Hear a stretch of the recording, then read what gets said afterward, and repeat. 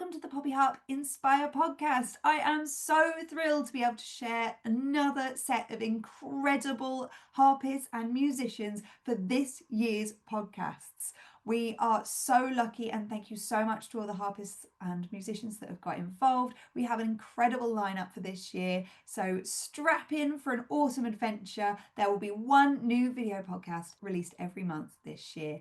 Thank you for your support and your suggestions. Hopefully I've fulfilled them all, but if you have any more, please do get in touch at info@poppyharp.com. Happy poppy harping, everybody.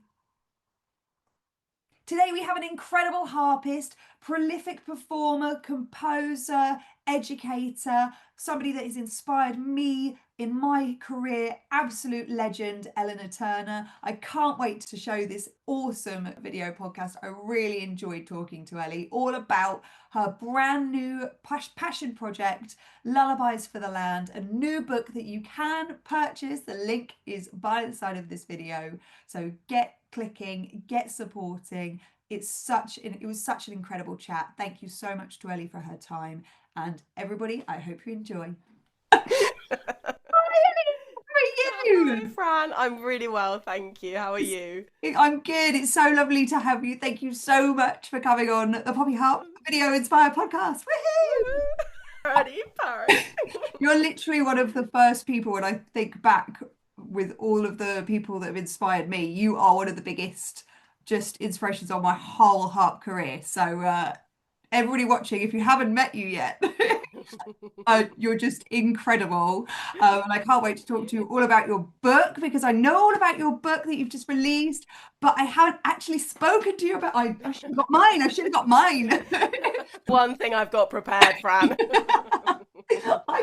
Mine's in my on my job. I feel bad. You're using it. You already told me you're actually using it, so I'm even more am honored. using it, and my students are loving it. It's a huge book as well. So can you tell everybody a little bit about the inspiration behind the book, because there's a huge, lovely inspiration about the book? And yeah. So there's like a kind of official preface in the book and everything, which explains some of the reasons, but there are kind of other little things, and I suppose it's a story of collaborations and friendships from around the world, and just like the basis of it came from wanting to do something to support charities in Gaza. And I was kind of racking my brains for things that I could do. And then you'd been messaging me in July. Was it last year? Or was it the year it was last year. And you'd been messaging me about bits of lullabies and such like. And anyway, and so I was sort of having a look on my computer and realised that I had, tons of lullabies and tons of things already ready that I've been using for my students. And I just thought, I wonder if I could quite, this is me and my naivety, I wonder if I could quite easily put together a book. Oh my goodness. Of course it was never going to be easy. And what happened was that when I kind of got into it, I realised that my desire would be to include Palestinian lullabies, of which I knew none and had never heard any, didn't know where to start with that. And I also realised I was going to want to mostly include lullabies that people didn't know already, to try to be more original and, educational and everything. And then I got into the reasons for Palestinian music being so special, so important, and started speaking to people who actually knew about it. And then they educated me more in terms of how the music is like a form of resistance, and how not just the music, but the food, the art, the embroidery, all of these different things are a form of resistance and were really important and really historical. So that's how I sort of got the angle that led me in the first place. It all just kind of started shifting. And then I realised that there was so much indigenous music that wasn't in Western notation. And I just thought, oh my goodness, we only really learn the music that we have access to. And that's what then sort of spiraled all these thoughts of like, oh gosh, I have a student who's Cherokee Nation. So the next lesson that we had, I was like, Kiefer, can you, do you have any Cherokee lullabies? And actually he didn't either. So he had to do some research. So, I had all these people around the world, like thinking about what lullabies they could share with me. And some people knew instantly what they were going to give me for the book. And other people had to do some research. And so it's really personal. And There's some lovely stories behind them, and I just feel really grateful for all the people that I know in different places. The Japanese one is very, very pretty. I expect that might be one that you've used, maybe. So the ones that we are using on the UKHA. So if you want to have a little delve into this book, you sent Iroyi Yeah. and the Spanish one Yeah, per pajarito que cantas. I'm not good at speaking Spanish. But that yeah, one. little bird, you are singing. Yeah, pajarito que cantas, or something like that. So the Spanish one, that one is Yeah. out already. That came out last month, and Iroyi, which is Africa. Iroye, which is Sorry. Benin, yeah, which is in Africa. And Um, that's another place that I didn't know anything about, Benin. And I had to look up this place, and that's another whole like rabbit hole, because you look somewhere up, and then I started looking up other places, and also realizing that the things that you find out on the internet are not what you hear from the people who come from those places. And then I was like, oh, this is my mind is just getting expanded all the time, because you realize that from a British point of view and from a kind of empire point of view, you're only told what you've learned at school, or what the British government want you to receive via your very white supremacist education. And the picture is very different from what you read online and what you get from a native from so many places. so when you go to this book and you approach this book, is it easy to make it sound how it would sound authentically? How would you approach the music? Yeah, some of them are easy. There should be there's definitely recordings of most of them online, like just with other people playing them, and some of those interpretations influenced me. Some of them I went quite far from, but some of them influenced me a lot. Like, for example, Lele, which is Kurdish. My friend Tara Jaff, who's a Kurdish harpist and singer, she has this incredibly unique style, which I've always been fascinated with. We first worked together in 2004, and I actually wrote this composition, and she played it on it's such a long story, but on the golden harp of Ur, which is this phenomenally big frame harp which only has 7 strings. It's bizarre. Anyway, really, really long story. We were in an interview together on BBC World Service and everything, talking about this music, and she has this amazing style where she kind of, okay, the harp's too far away, she strums the strings and it's really rhythmic and percussive, very, very beautiful, gentle, sort of sensual, but striking. So it's like everything is exactly in place, but it's so sensual. Like the way that she caresses the harp, it's fascinating, it's gorgeous, and it supports her voice. So with Lele, I wanted to make the arrangement something that hopefully people could get the gist of it from the printed music, but it would definitely enhance if people actually watched her playing.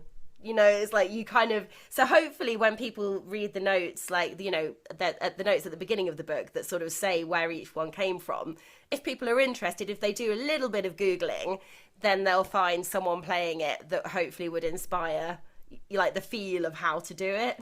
I think that would really, really help. We can try and get a link to the video as well of Layla. Yeah, that'd be cool. That'd be cool. Yeah, what I have noticed is that because classical harpists play everything very by the book, people like looking at something that's written out with lots of grace notes. Classical harpists or amateur or beginner, intermediate, that like sort of maybe not like the top end, they would be more likely to play grace notes very strong, like because they want to do it properly. Yes. Whereas a professional will just be like, zoom, zoom, brum, brum. You just kind of skip over them. And I think that would be one of the big things. So that might be quite difficult. And I tried to put in the fingering so that it showed what would be just kind of glissed and what would be done with actual fingers plucking. But, that only goes like halfway, doesn't it? It takes you a little bit of the way, but I think you need to listen to people doing it to really get it. I love that. Yeah. If a teacher's coming to this book, how can they make the most out of all of, because it's a huge book. There's 18 lullabies, which is not too many. I suppose you'd probably go in with some of the easier ones. I have got, do you know what? It's really embarrassing. I've got the whole thing. Okay, before we had this chat recorded, we were obviously having a little chat of our own. And I was telling Fran that I don't have hardly any concerts coming up, like zilch. So I have no excuse. I really need to finish the album because I'm literally like 96% recorded all of these lullabies. And I literally just need to get back my mojo and just get back into get back into Studio One and just fix up the last things. What happened was, and I'm sure you're familiar with this, you get to a certain level with things, you get things really nice, coming really good, and then you hit a snag, you hit a problem that's just a little bit too hard to resolve, or you realise that there's a better way that you could have done it, and then you're just... Yeah, it's so tricky. It's so tricky because at first I was just going to record me playing all of the lullabies, simples. And then I started putting percussion in because I can. And then I started kind of multi-tracking and, and it's just, this is so classic of me, just like make it slightly too complicated and then don't finish it. So I need to give myself a stern talking to if any of you guys would like to tell me off. Well, we'd love it. We'd love it. Yes, keep going. But I think that's it. I lose motivation, but it's because I normally get distracted by something else. So I just forget that's what I was doing. That is true as well. Like I did suddenly have to get on with the launches, and I found that it was very exhausting and it was very emotional as well. And it continues to be exhausting and emotional. And I am trying to do more concerts. I'm trying to get more people on board now. So there's the Irish singer Raina O'Connelly. I'm asking her, she hasn't got back to me yet, but I feel like, because we have some mutual friends, Mendy Singh, my tabla player, he knows Raina really well, and she's been really outspoken about Palestine and fully in support. And I just think having a singer on board, especially someone of her caliber, it would just elevate so much. It would just be so great. So yeah, and they're meant to be sung. So it would just like raise the whole thing up so much. And also in all the cities, well, the three places we've been so far, I have tried to find Palestinian musicians in England, but so far I've been unlucky. But I have collaborated with Palestinian musicians in Gaza. Two people, Ahmed, can't remember how to say his surname now, begins with A. No, it's gone from me. And this other guy, Mohammed Rafat or Rafek, I think, yeah, Mohammed Rafek. And so we exchange videos of music and stuff. So yeah, it's like there's people out there, and I just want to reach the right people, get the right venues, and do a bit more on it. Really, the stuff you've been doing on socials has been great. The collaboration, yeah, the collabs, they've been fab. So if you do want to hear things, like just check out the socials, because they're all there. Thanks, lovely. Yeah, it's Need lovely. to do more. I know I need to do more, and it's because it really does. You're so right. It really helps, like seeing people doing it, because as you were saying, like how the teachers kind of get into the book. Some of them are super easy to get into. Sula Lula, it's fallen open at Sula Lula because that's one that I've done already with various people, because it's so easy, so beautiful, and it's modal, you're just diatonic, and so obviously you can improvise freely, or you could do it with your student as a duet, or all of those kind of things. That one's just a gift. That's just like good to go.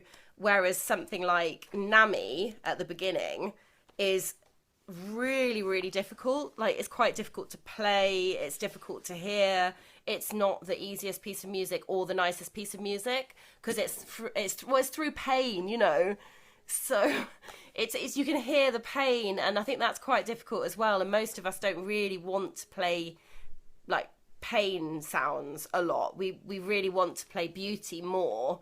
So that one's a bit of a mixed bag. I think you have to be in a certain... Great. That'd be great for students going through something, though, because it's nice when you're going through something to actually play something that reflects how you're feeling. That's so true. I've got a few GCSE students that actually, we're doing happy things, but we are doing some like, okay, I'm feeling angry. Let's do something with some anger in it, get it out, because it's much nicer outlet to get it out like that than it is to... in other ways. True. And true. The easier ones are great for sight reading as well, before exams, or and improvising, getting everybody to improvise on them and come up with variation. For people who like doing looping and stuff, there are some that are really good for looping. Like the Northern song, the very famous Tawida Shamali, the second one in the book, you can just create so many patterns. So I've put them in kind of cue-sized notes, like a suggestion of some of the patterns that you could loop that just work throughout the whole song.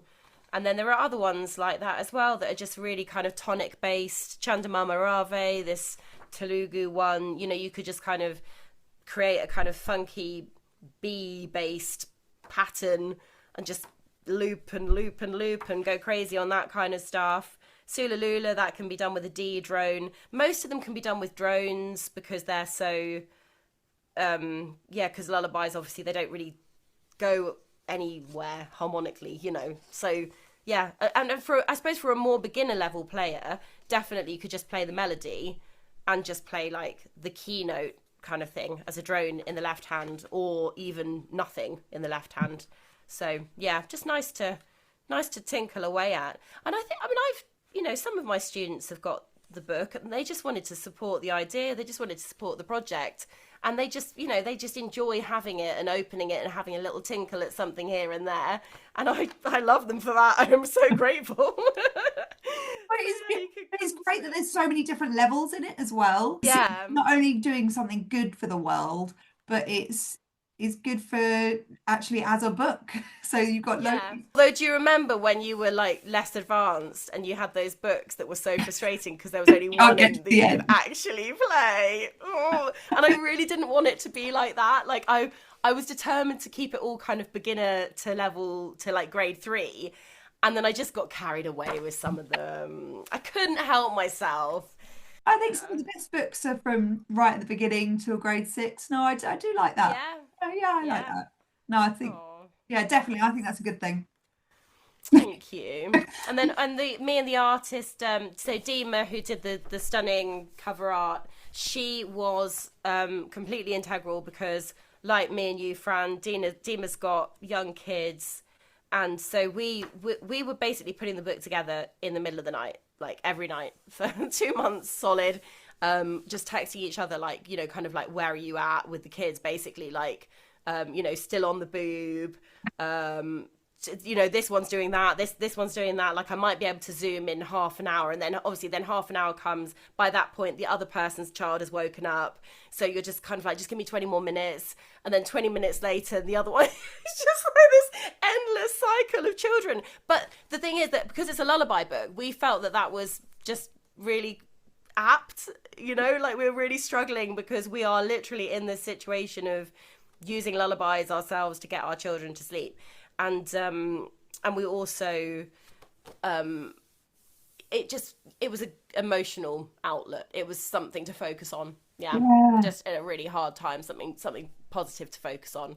And so we're still in touch, and we're hoping to do another version for just guitar and voice. Dima's actually a guitarist as well as a phenomenal artist. So we might be able to do that, but it's all time and everything, and I'm just like trying to generate some work for myself because, as I was saying, absolutely zilch coming through at the moment.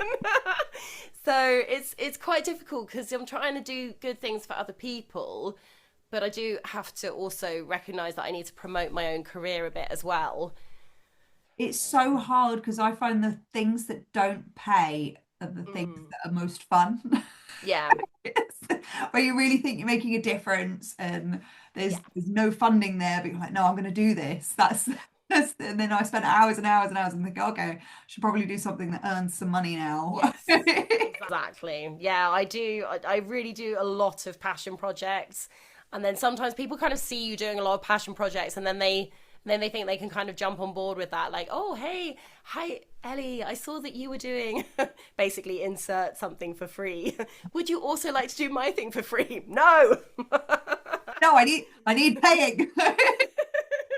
Yeah, I only do my own stuff for free. But yeah, I do get asked a lot to do. But you put on all your own concerts. So all the concerts and everything you make, that's all you, just making that. Yeah, I know. It doesn't just come. Bonkers. Yeah, pretty much. That's it. Oh, I don't know why it went that way, because I swore at some point I would never do that again. There was literally a phase where I was in the mindset of I am never putting my own concerts on again. You know, and I genuinely wasn't, and I stopped doing it because it's just so hard, and you cannot make money because there are too many people that need paying for things. But I think then the balance is that when you do your own stuff, you have complete creative control, and that's what I crave. Basically, I'm doomed. I'm just always striving to find a balance that I don't think necessarily exists. I write things in my notes on my phone, you know, when you like keeping a journal kind of thing, whatever. And sometimes I sort of jot things down about how I feel, and it'll always be to do with that. It'll be to do with the lack of balance and striving to find that, and wondering how to do it, and also feeling quite worried about students and how they're going to come into this space of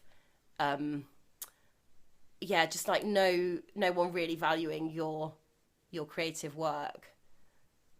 That's pretty challenging when you're literally trying to teach people to be creative, Yes, and to follow their instincts and stuff like that, but you know full well that there's, sorry guys, there's a bit of a spoiler alert. no, because we are going to do something about this, because I genuinely believe it's from the top. It is from the top, 100%. And if enough of us yell, it'll change, because you know we're doing the thing that makes the world happy. So if we go, like, we're just going to be drones of sadness. No, it's all right though, because they're mining all the AI stuff. They're mining it from when people were still happy. So actually will be really important when they need sad things. So the stuff that they're stealing off us now, when we're totally traumatized, that'll be used in another 5 years. Oh, that's scary, isn't it? It's all scary. Yeah. We'll have to rewatch this in 10 years' time and see if we're still going. We've got this. I get bored as well. I'm just, if I'm not busy, like I'm lucky. I've never really understood TV. I'd much rather be just tootling on my harp, or creating some kind of design for my website or something like that. I'm not very good at the admin side of it, but I'll get there. I disagree. Like, you're an amazing admin. I think my students with their late invoices would definitely disagree.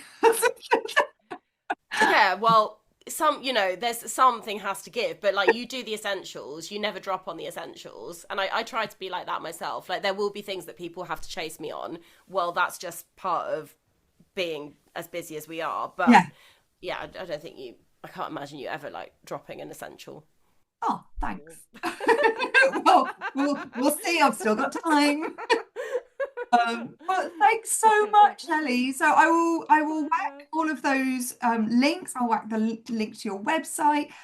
This is coming out in July.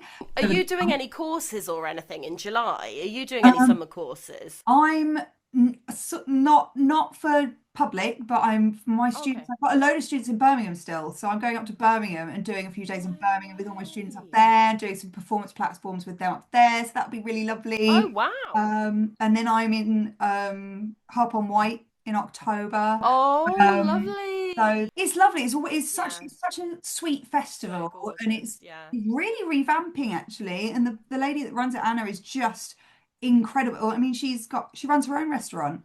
She almost single-handedly runs the festival. And she's just incredible. But they've got the harp shop from London coming, the harp studio, and lovely Bethan coming. Yeah, Heritage Harp, Bethan, we all love Bethan. And then Heritage Harps, and they've got the Class Act Society, I think, this time. And actually, I don't know many of the people going that are playing, which is really nice, because I'll meet loads of new people. Yeah, I'll meet loads of new people, which is nice. Who's doing it? I'm really curious now. There's a whole list. So I'll put a link for that as well. It's all about the bard and being spiritual and healing and all that kind of stuff. So yeah. Literally Googling it. The Way of the Bard. So there's lots of exciting things happening. And then I think So one year I surprised Savona. Savona did a concert. And she was, what are you doing here? I just couldn't believe it. But I think I might have been there that year. I think you were, I swear. I know I saw you that year. Yeah. Funny, isn't it, when you see people that you just don't expect that you're going to see, because it's so, you have to get the ferry there, for goodness sake. It's so lovely going to all this. I can't recommend going to harp festivals enough. I miss going to Edinburgh so much. Yeah. I really want to get down to Wales. Yeah, and You'll there's go to Edinburgh again, though, won't you? I, Like in years to hopefully next come. year. Hopefully next year I'm Okay. going to go. Oh, I Yeah. see. Yeah, I see what you mean. Breton stuff, medieval Renaissance stuff. Oh, Elisa Tara's going. Tara. Um, Tara Tara Minton. Viscardi. Oh, Tara Viscardi. Oh, Yeah. nice. Yeah, so that'll be Oh, I lovely. love her. Um, And Chloe Matheru, the one that's an amazing singer, but she's also a naval officer.